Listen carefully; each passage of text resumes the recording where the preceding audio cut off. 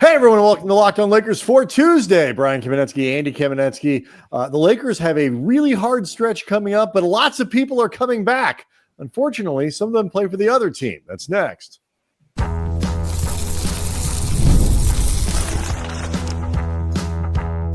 You are Locked On Lakers, your daily Los Angeles Lakers podcast, part of the Locked On Podcast Network, your team every day.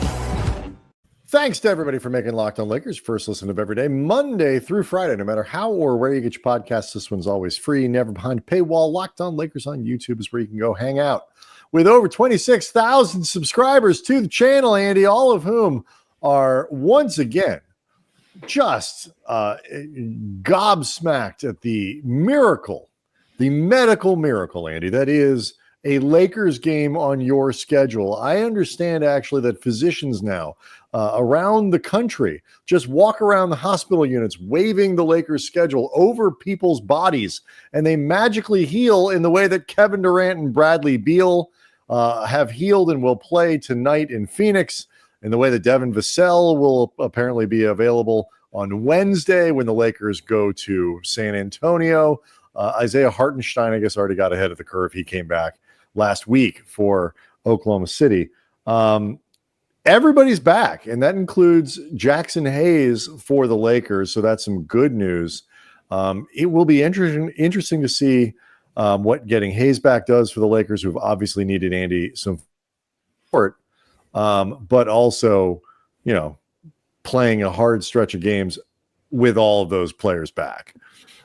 If only the bodily healing power of playing for the Lakers was as strong as the bodily healing power of playing against them. Like, seriously, everybody comes back against the Lakers. And the irony obviously is Jaxson Hayes' size would have been handy against Denver. I'm not saying he erases a 25-point blowout, but just it just feels ironic doubly in terms of all these people coming back. It's like Hayes couldn't have come back like when they actually could have used the size with Denver or Orlando as opposed to Phoenix, which is a smaller team. Yeah. But whatever. Hayes coming back though is, it's not that Jaxson Hayes is, some world beating center or something like that, but he is better than Christian Koloko. And Koloko's, I think acquitted himself as well as you can expect, given,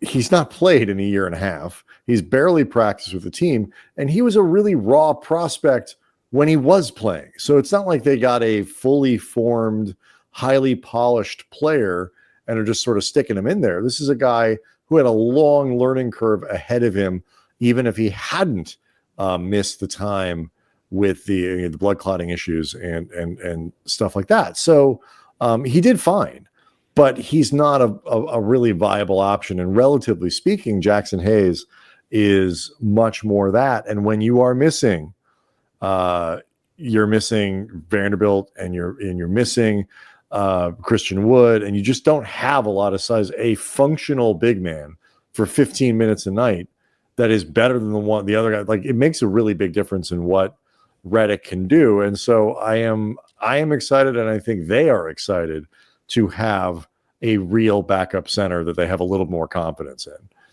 Also, too, just thinking about this in terms of the effect on the court, obviously we've talked before about how Jaxson Hayes cannot generate his own offense. Everything needs to be spoon-fed for him.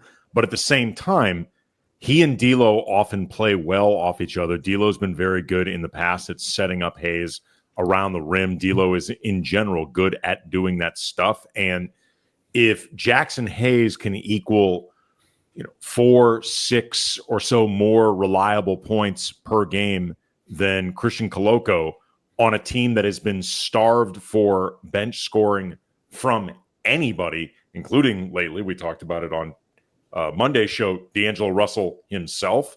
Like, every little bit matters.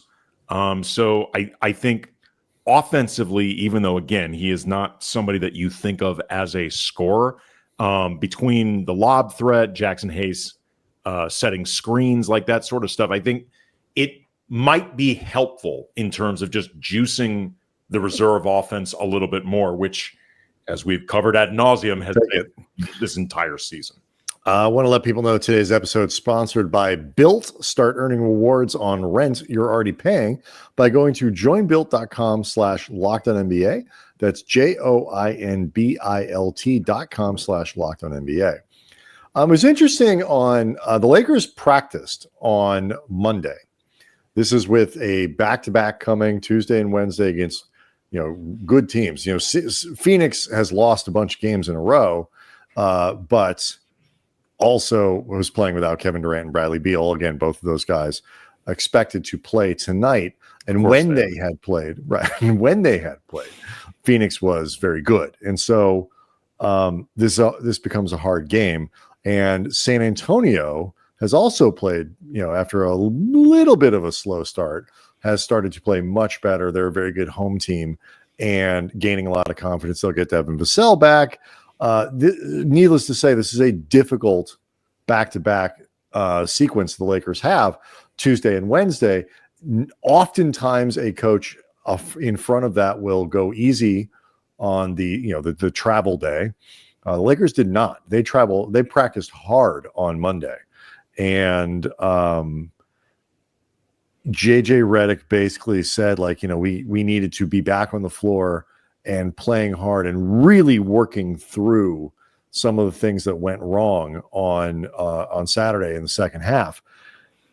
I both like the attitude that's there, and I don't know if the Lakers are going to win this game tonight, Andy. Again, you go to Phoenix with a pretty much a full roster, you can play a good game and lose.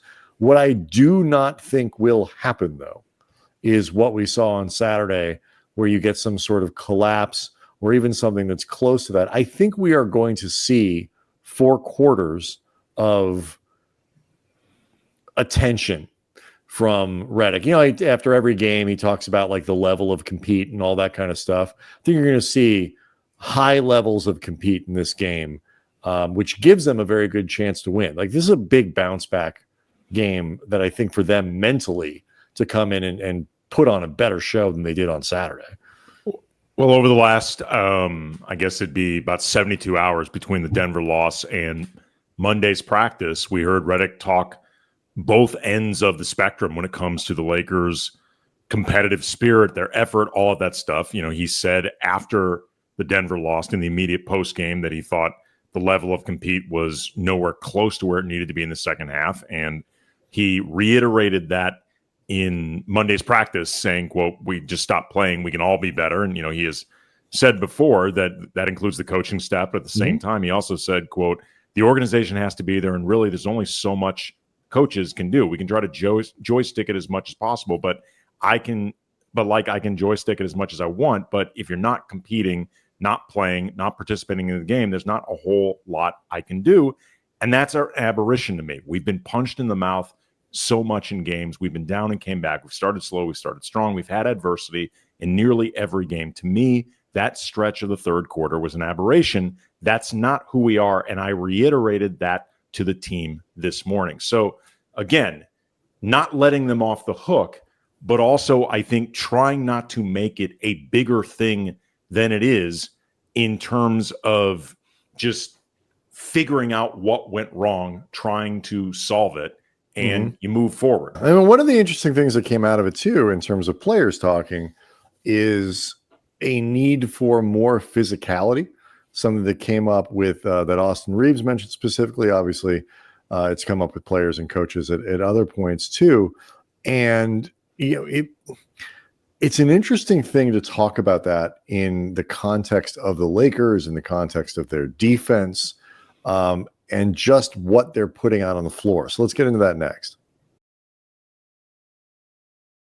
Locked On Lakers is brought to you by Built. If you're a renter, you often feel like you're stuck in this loop of rent payments, just watching your money vanish into thin air. It's time to turn that rent game around and start earning some serious points. And that's where Built Rewards comes in. Built is breaking ground as a neighborhood rewards program that hooks you up with points on your rent. So every month you pay your rent and you watch the Built points roll in, and you can use those points to jet off on a dream vacation, put the points towards a flight or a hotel, the 500 plus airlines, 700,000 hotels and properties as options. You can pay rent hassle-free through the Built Rewards app. The rent game just got a major upgrade, and Built points have been consistently ranked the highest point value currency by the Points Guy and Bankrate. Earn points by paying rent right now when you go to joinbuilt.com/LockedOnNBA. That's joinbilt.com/LockedOnNBA. Make sure to use our URL so they can know we sent you. Joinbuilt.com/LockedOnNBA to start earning points with your rent payments today. Locked On Lakers is also brought to you by Robinhood. With Robinhood Gold, you don't need a silver spoon to eat up the financial favors of the 1%. Robinhood Gold allows others to get the rates and perks usually reserved for the high society. Now, the resourceful individual with Robinhood Gold can earn the very liberal rate of 4.25% APY on uninvested cash and be rewarded with a handsome 3% retirement boost on IRA account contributions. Robinhood Gold provides the privileges of a high net worth for any net worth. These generous benefits are now available for only $5 a month. The new gold standard is here with Robinhood Gold. Sign up at robinhood.com/gold. Terms apply for product specific disclosures. Visit robinhood.com/gold. Investing involves risk. Rate may change. Gold membership is offered by Robinhood Gold LLC. One of the things I did Spectrum Sportsnet, you and I pop up on there periodically, and it is the Lakers TV station. They carry the games and they do studio shows, and we're on them. They're very kind and have us on there a fair amount. And so one of the things we were talking about was kind of like how JJ Redick reacted or how he could change what the Lakers do against Denver and stuff like that. And I made the point that it's, you can do different things, as JJ, you read the quote from Redick in the last segment, like some degree it's, guys got to play hard. They got to do it. The other thing is, though, he is fundamentally working with the same people. Generally speaking, if you in sports, if you want to change results for things that have been really trending in a certain way for a long time, you got to change the personnel. The Lakers haven't changed the personnel. They're running with essentially the same, basically exactly the same group, swapping out Prince and Knecht they did last year, and something very similar to what they were doing for the half year before that. And so, it is hard to make certain improvements if you're doing stuff with the same people. And I say that to get into that comment that Austin Reaves had about playing more physical and needing to be more physical.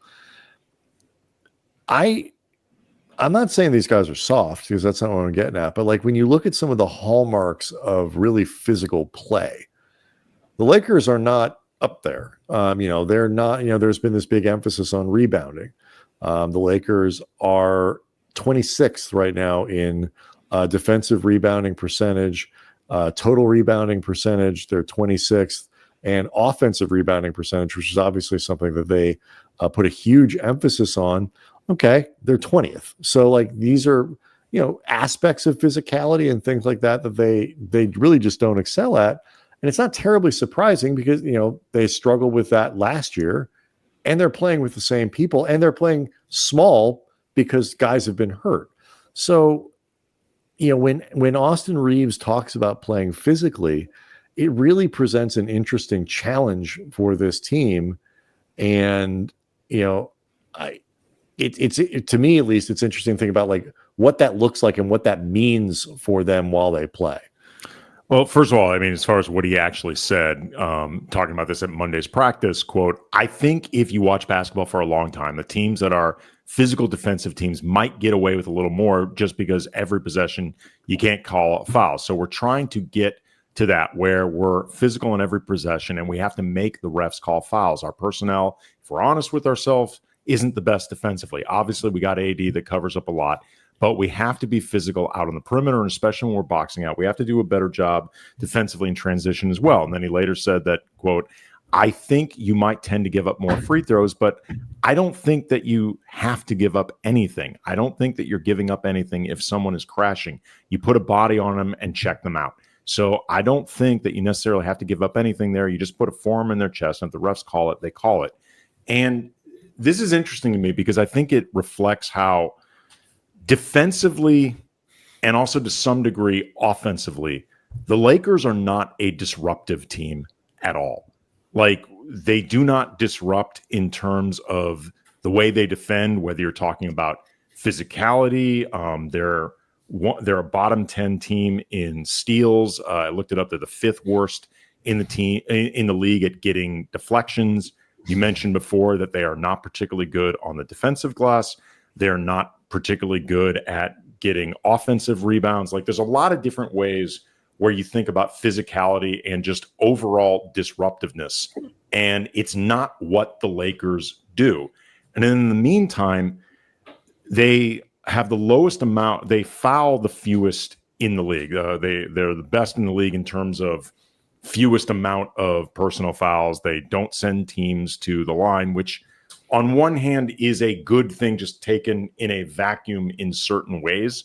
But I think when you think about it in terms of that lack of physicality that Reaves talked about, the lack of disruptiveness that I'm talking about, and the amount of times or lack thereof they even foul in the first place, I think Reaves is getting at something. Not that I think they should be looking to foul more often, but they should be looking to risk fouling more often. Like, they should take more chances in terms of how they play, risk a few more whistles because they're not getting called a lot anyway. Like, there is space between going too far and what they're doing right now. I think it also extends to, frankly, how often they switch defensively. Like, there are times, switching can be useful. I think last year, for example, they probably switched too little. But there are times where their switches, they don't feel like strategy as much as concession or just automatic, like just something they're going to do matter it's what. It's something you do because your team doesn't hold up well when you don't. I mean, because it's the easiest thing to do is just switch. There are times where it feels like it is too easy for them. Like, it's just too easy of a thing for them to do. And again, it just sort of gets back to me that theme of lacking physicality, lacking spirit, all up and down the line. Like, I'm not saying any one of these things gets solved through more physicality, but they could afford to be a more physical team to the best of their abilities, even while for the time being working smaller than they'd prefer. I think they when I was talking about personnel in the, at the top of the segment, there's a lot of that plays into here too. Part of the reason I think they don't foul is because, they were not a high foul team last year. They did not put teams on the line last year either. I think some of that they were a lousy defense. Right. Some of that is by design. When you're not a good defense, the last thing you want to do is exacerbate it by giving people free points. And you need to press an advantage that you have on the other end where the Lakers do get to the line a lot. So, I mean, I think that is part of it. Like, you are recognizing we are not good, and therefore what we can't do is make it easier. And so I think what you have to do is differentiate between, in the tape, differentiating between, are we not fouling because we're in good position, we contest properly, we right. Do that stuff and to the best of our abilities, we're up in the right spot and wherever, and we're not doing dumb things. Are we not fouling because we're not close enough to foul, which is a thing, particularly when your backcourt, your initial point of attack defense is lacking? Or are we not fouling because we're being too tentative? Right. And I think, we can talk about this after the break. I think trying to figure out where that mix is the hard part, because the Lakers personnel, as Reaves noted in the quote that you read, is not good enough to be a top 10 defense. Like, I think for Monday's show, I went through, and you go back and look it up, if you didn't see it, like where the Western Conference teams rank in defensive efficiency in the league, not in the Western Conference, in the league, it's something like 8 of the top 10 defensive teams are in the West, and like 9 of the first 12. I mean, it's insane. The Lakers have to figure out how to get themselves from 27th to 17th. Like, because I just don't know how much better than that they're going to be. But I don't think it's sustainable for them to be a top 4 offense and a bottom 4 defense and expect to be 4, 5, 6, 7, 8, 9, 10, 12, 14 games over 500 as the season goes along. I don't think that's sustainable. So after the break, let's talk about like what kind of physicality would help them and what kind wouldn't. It's an interesting question. We'll get to it next. Locked on Lakers is brought to you by Skims. I am somebody that gets pretty choosy when it comes to underwear. I only wear boxer briefs, period. I like them to have a certain feel, but not too tight, not too loose. It's like Goldilocks. They got to be just right. And when I heard we at Locked On Network could get some Skims underwear, my first thought was I had no idea that they even made men's underwear to begin with. They do a lot of different styles. And then I'm like, well, am I going to like them? Because again, I'm picky. And the answer is, yeah, I do a lot. I tried out both the 3-inch and 5-inch boxer briefs. And the only difference what's is the difference between those two? One's 3 inches, the other's 5 inches when it comes down, the leg length. Like otherwise they feel exactly the same, which is great. Like they're really comfortable. They don't bunch up. They're super soft. They look great too. Like partner's going to like how you look in them. Like all signs a go, thumbs up. And you can shop Skims Men at skims.com. Let them know we sent you. This is an extremely important part. After you place your order, select podcast in the survey and select our show in the drop-down menu that follows it, Locked On Lakers, because this is really important. We want credit for this. And if you're looking for the perfect gifts for the whole family, Skims just launched their biggest holiday shop ever, also available at skims.com.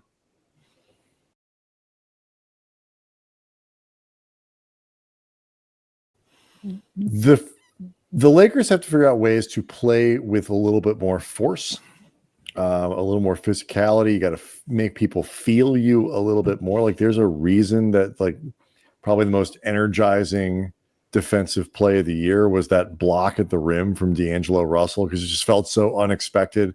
And like that was like force, like, whoa, like we're contesting and we're going. But you're also working with the same group and the same character. They are not a great rebounding bunch. So like they have to pay more attention to it. You have to be so much more buttoned up on the fundamentals when you aren't able to compensate with extra athleticism or, innate rebounding sense or whatever it might be. They don't have a lot of that,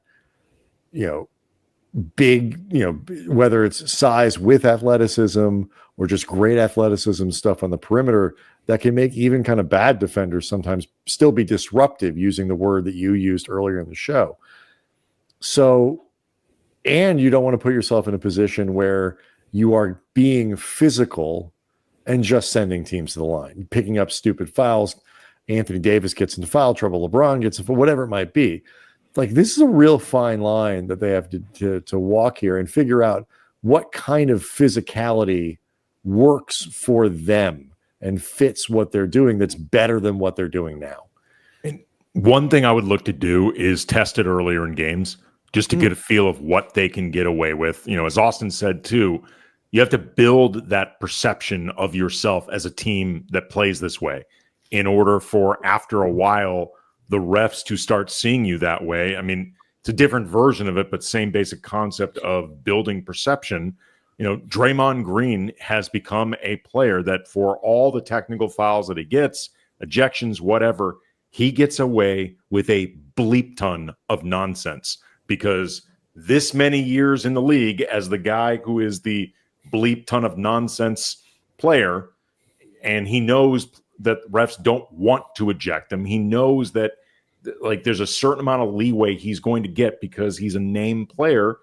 He frankly manipulates the hell out of that and uses it to his advantage. And I think the Lakers should start just looking for, I don't know a better way to put it, but having opponents feel them more. Like they're not a team that makes their opponents, I think, feel them enough. And someone like LeBron, for example, and I know LeBron is somebody that in general right now defensively, over 82 games in the regular season, he's a minus defender, if we're being honest. And, that is preservation, 22 seasons in, pushing 40, yada, yada, yada. But when you've got someone like him on the court for 30 plus minutes, Reaves on the court for 30 plus minutes, Rui on the court for around 30 minutes, then however, 20-ish minutes that D'Lo is going to play, 25 to 30 that Dalton Knecht. Like I'm naming a lot of players that are going to be somewhere between neutral and minus for. And by the way, your defensive players that you do have, at least the guys who profile for that, are so profoundly negative offensively that they become hard to use. They're like the opposite of their high-end offensive guys. It's like Gabe Vincent in a lot of ways is sort of bizarro Dalton Knecht. Like he can't, he's so ineffective offensively that becomes a problem, even if he's playing great defense, which Gabe isn't necessarily all the time. Or, Cam Reddish, as well as he's playing, is generally speaking a negative offensively. They should start feeding Cam in the corner more. He's shooting like 65% from behind the arc. He's been holding his own enough. But like Lobar, Max Christie, even if he's playing great defense, has for the most part this season not been enough offensively. Like your defensive players can't be the opposite version of your offensive players where they're just single, they have, one side of the floor where they can do something and the other side of the floor where they're useless. Like there's just not a lot of balance there either. I also feel like, again, cutting down on some of the switching, I think if nothing else, like from a strategic standpoint, I would need to see what it looks like. I want to make it clear. I'm not saying that cutting back on some of the switching will fix the defense. That's not what I'm getting at, as much as I think cutting back on some of the switching could just increase some of the compete. Like where it just feels like you have to work through screens more. You have to be working out on the court more, period, as opposed to just quite literally handing off different assignments. Playing defense, how you and I would play defense, where we out on the court would be like, switch. I can't go. I'm not going. I'm not running around. You know what I mean? Like we've talked before about how teams are, and this is the inherent flaw to Gabe Vincent being a defensive substitute. He has often been targeted, by opposing offenses. Except targeted is probably too aggressive of a word because they don't have to work that hard to manipulate getting Vincent in that switch that they want, because the Lakers are conceding it all. I mean, how many times this year have we seen D'Lo, Vincent, or Reaves on a big? Like an awful lot this season. And that's simply not viable. And again, I'm not saying get rid of switching altogether, but I feel like there's a certain lack of competitiveness and a certain lack of onus that inherently comes with switching with the frequency the Lakers have, but also too, like it's not a great, especially with like Vando not available, Christian Wood not available, and some of the size, like it doesn't right now. They don't profile as a classic switching defense to begin with. Yeah, I mean, they don't profile as great man-to-man defense. Well, they don't profile as a classic man-to-man. Not you know what I mean, like right. Really staying non-switching. I'm just talking about for the frequency that I think the point you're making about just the level, you got to crank it up a little bit to. Yeah, you're almost like overcompensating for their defensive inadequacy. where you're, got a kid who, maybe you're coddling a little too much to try to pave the way for them to have a little easier time at school or whatever it might be. How you squeeze, and sometimes play better offense and the shot selection. This is why it matters that while D'Lo, for example, has point guarded pretty well and by his standards actually defended pretty well this year and all that other stuff, like the fact that he's shooting 20-something% over the last week and a half is really problematic, because all of these things impact your defense. When the other team takes the ball out of the basket, it is better for you. When your 3-point shooters are missing 3-pointers, that can lead to longer rebounds and runouts and stuff like that. And the Lakers just are they're not a good transition team. Okay, I've got some context for that. Looked up a little bit of numbers today. They're giving up 19.3 points to opponents fast break, which is worse in the league.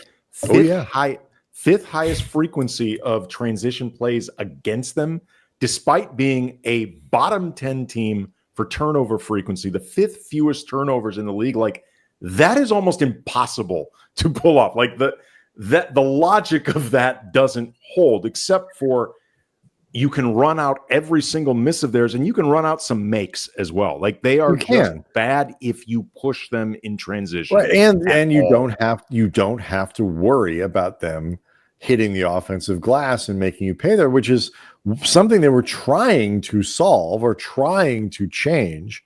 And just the numbers haven't really borne that out yet. I mean, but that's the impetus. Like, you're trying to, what can we do differently? JJ Redick's mission this year is basically, how can I turn the same knobs that Darvin had, basically, and turn them differently in different combinations at different times or whatever it might be. So one knob he was trying to turn was like, let's see if we can change our transition defense by being a team that was very threatening on the offensive glass. Hasn't really worked. I mean, why? Don't have good rebounders. And, so when that is the truth, then, well, okay, now you got to compensate by getting back earlier, which makes it so you're really not putting yourself in position to get offensive rebounds. Some of this will help when you get a high activity guy like Vanderbilt back and all that kind of stuff. But when is that going to happen? And so, I mean, look, I said last week, if it were me, I would be approaching the rest of the season as if Vanderbilt wasn't be able to play. Or if he did play, then there's about, a good chance that he would have a recurrence or a setback or something that would make, I would just treat him like icing on the cake at this point. If you get him back for meaningfully, I'm hopeful that they will play really good basketball over the next 5 games. You damn well better win that Utah game. But they're going to be at best 1-4 if they can't show some consistency with Oklahoma City, with Minnesota, with San Antonio, and all of these games happening within a week. 5 games in 7 days, I believe it is. So it's almost an unheard of stretch in the NBA now. Well, it gets back to why I think, we said at the beginning, JJ Redick had them practice really hard today. I think he wants to raise their level of focus and urgency, especially after what we saw in the second half against Denver. Yep. All right. Quick reminder, probably should have done this earlier in the show. You will see both our show, Locked On Lakers, coming to you after the game. Obviously, we post as quickly as we can following the game. Also, keep an eye out for the Locked On Lakers postcast, which will appear in the feed, hosted by Dave Pillay. He will we're also working to get a quick, really nitty-gritty game reaction up as fast as he can, and then we will follow with our show as normal. So every day the Lakers play, you'll see it Tuesday, you'll see it Wednesday. Look for the postcast with Dave Pillay. Also sign up for the newsletter, lockedondaily.com. Click on Locked On Lakers and get the whole thing delivered to your inbox. We will see everyone after the game.